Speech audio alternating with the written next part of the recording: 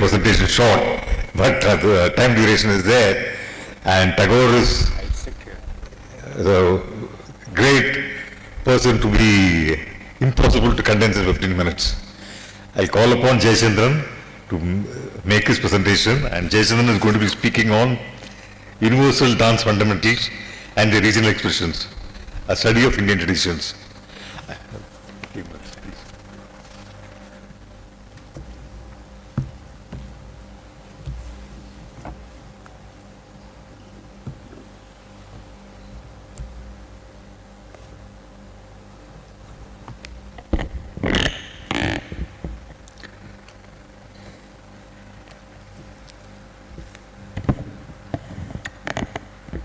Namaste. My topic is on universal dance fundamentals and the regional expressions, a study of Indian dance traditions. Now, why this topic? In the conference of knowledge in society question is a very, once again, I go back to my Professor Navjyoti. I generally start with a statement like this whenever I explain my research. I went to learn dance. As a young kid, I went to learn dance. I was taught a dance form because Bharatanatyam, as a dance student, is a dance form. We learn to go music, but we are taught a music form called Carnatic or whatever through a training pedagogy.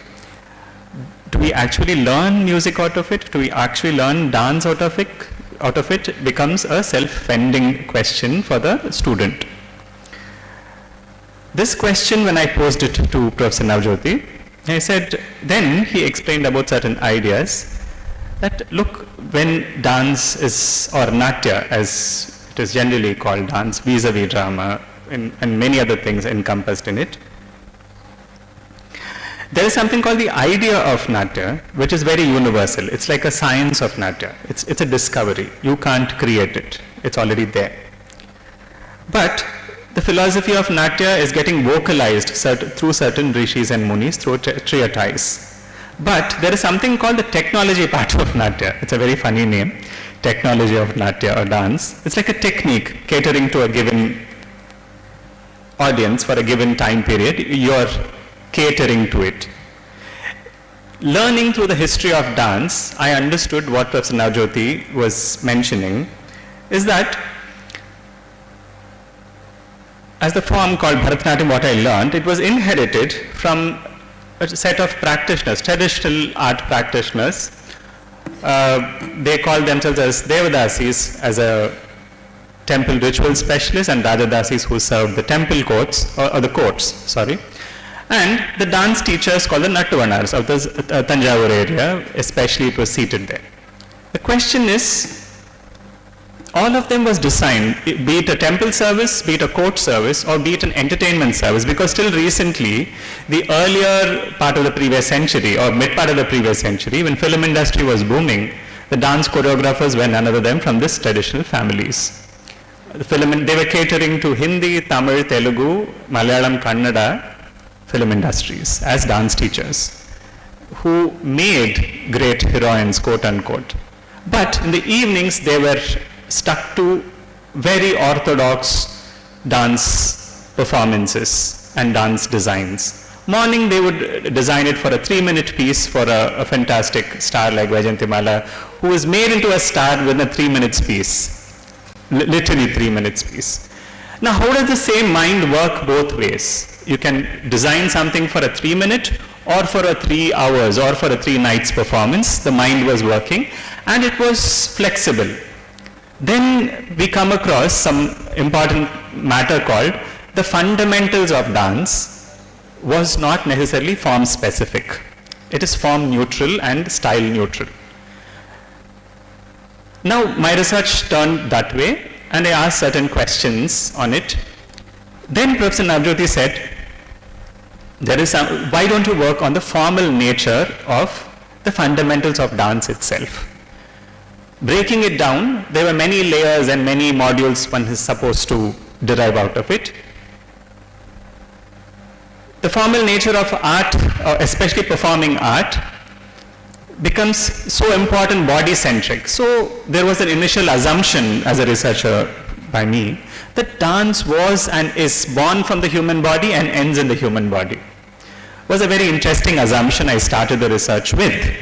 And slowly as the thing was opening up, then there was a questioning. As rightly Banatanvi made an observation that there is a karta and a bhokta. The karta is the doer, bhokta, the saverer, or the one who is saving it, one who is aswadaka, as we say, one who is tasting it. And there is a jnata, one who is knowing about it. Now, is all the three a human body was a question when it comes to dance and drama. Live example of Natya, generally scholars in Natya discuss that the current world's Natya, if at all Bharata Muni was alive, cinema he would have celebrated for some many reasons. Now, what do we see in the screen is not necessarily a human figure, but an image of a human figure. So which also breaks down to another question, that if an image moves, we infer it as acting and dancing, not necessarily a human body. So, an alternative question is something like this. There is someone who is thinking about music, and he or she chooses to produce the music, either express it through vocal or through an instrumental, method. When it's through vocal, either they voice it through their voice or teach it or transfer it to some other voice and they make it, present it. Instrumentally, one can pick up an instrument, play it and present it to another's instrumental playing, fair enough. What happens to dance, was my question, is that I'm thinking about dance, either I put into my body and I dance it, or I put it to another person's dance body and I make them dance, fine. Is there a way called an instrumental dance? Can I put the dance into another instrument which is non-sweating, non-breathing, yet present the dance? Well, the tradition says there is already there is something called the idea of moving puppets and moving, already sound and light images are moving, that also produces an image of dance. So the theory of dance is not necessarily inherently available in the human body, it is also available in non-human body setups. So, we have to arrive upon common fundamentals for dances which are humanly and perhaps non-humanly also. It is, the theory of dance does not start only with the human body. Henceforth, idea of stasis or posture, idea of transitions or movement, and idea of rhythm in transitions were arrived upon as three parameters which generally guides dance. Because dance is inferred, even for an audience, for something else to move somewhere, and the audience can infer dance out of it. The parameters are something to do with posturing, something to do with transitions, and something to do with rhythm in transitions. Now we applied and experimented how does this behave with various dance forms. In the due course of experiment, we understood that many dance forms share common postures, so posture is not a question at all. Posture training is only a entry-level training. One is inducted into the world of dance through posture. Believe me, any dancers here would understand that posture training itself closely consumes 1.5 to 2 decades of training in dance to understand what posture is. Actual dance does not lie in postures, it lies in transitions across the postures. Posture training is a necessary condition, but a sufficient condition to express dance is the transition, how we get into the posture and get out of the posture. If postures are common, then what decides distinguishing factor from one dance form vis-a-vis the other dance form, one dance style vis-a-vis the other dance style, is the transitions. And what decides the transitions difference is the rhythm intrinsically inlaid, hardwired within the transitions. We identified these distinctions. We also made, with an experiment we came across, we made some observations that there are common postures even across sports traditions, martial art traditions, yogasana traditions, dance traditions and theatre traditions. We share a lot of postures across. But what differs one from the other, what distinguishes one from the other is the transitions and the rhythm in transitions. slowly we take this model and keep asking the regional practitioners and gurus of the regional practice. We come across a very interesting fact that every Guru Parampara has encoded their signatorial dance forms as not necessarily as postures, but they've given names for their set of transitions for which they are responsible for, which only transferred through the tradition. While practicing, they only said about postures. But transitions, they kept it as a little reserve. It comes after 1.5, 2 decades of posture when sab kuch theek thak hai. When sur baithte hai, like when you know the sur is like the sur, like the shrut or the note is like something like a posture in dance. Pehle to pehchan, you have to have it in the sur. Then only in between you can create music. Is in between. There is no music on the note types. I mean, dance is not on the posture, it's in between. That's why as and when you get very experienced in dance, the posture slowly fades from the body. Postures are like references here and there. The postures fade and these dots slowly connect themselves to make the beautiful lotus. Actually, only what finally we see on the stage is the transitions, where there are no actually postures. And what is inherent about one dancer, another dancer, all of them learnt under same guru is there.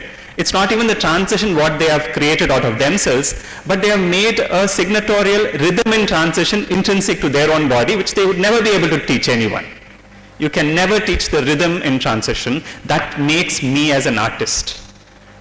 Fundamentally, henceforth, the fundamentals, the universal fundamentals of dance, we minimize into 3 parameters: postures, transitions, and rhythm in transition. And distinguishing features between transitions and rhythm makes or signs off into a regional version. Or this, we also experimented with dances across ballet, across certain Romanian folk dances. It seemed to answer a big puzzle, but I'm just giving you another tip of the matter here. All these training only affords to the body training in the entire dance practice and training. There are so many other layers in dance, which is about emotion, about musicality, about body, but that is not, the research is not about that. Research is about the physical body and the physical thing presented. As a conclusive note, I wish to finish that in principle, art is formal.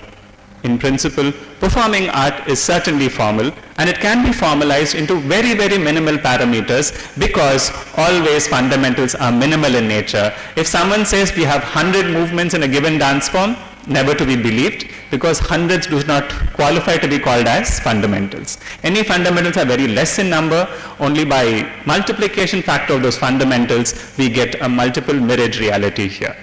Thank you so much for listening, for your time. And this is the formal way we derived. It is my entire PhD thesis I kind of concised into some 15-20 minutes. Thank you for your inputs.